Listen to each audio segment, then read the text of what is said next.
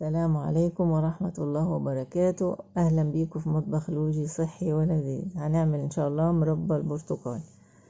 أجيب برتقال بسرة، بغسله كويس،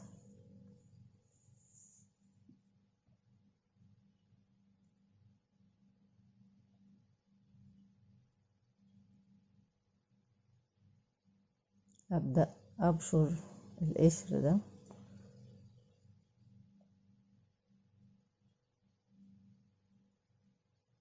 يعني هبشر الكمية كلها، هما دول 2 كيلو.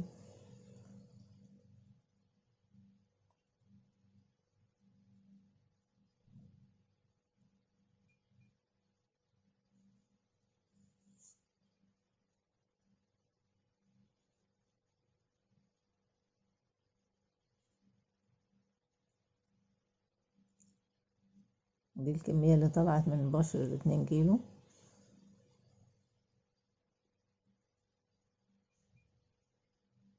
أبدأ بقى أقشر البرتقال وأقطع الفصوص قطع صغيرة،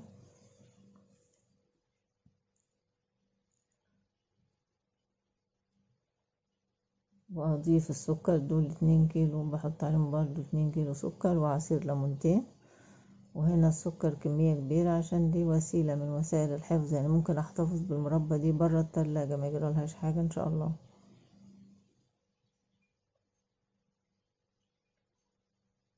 بخلط بقى القطع البرتقال مع السكر،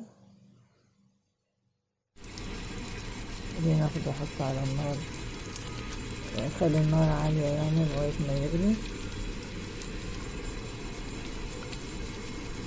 بعدين ابدأ اوطي النار خالص عشان ميتحرقش، واسيبه يستوي وينضج.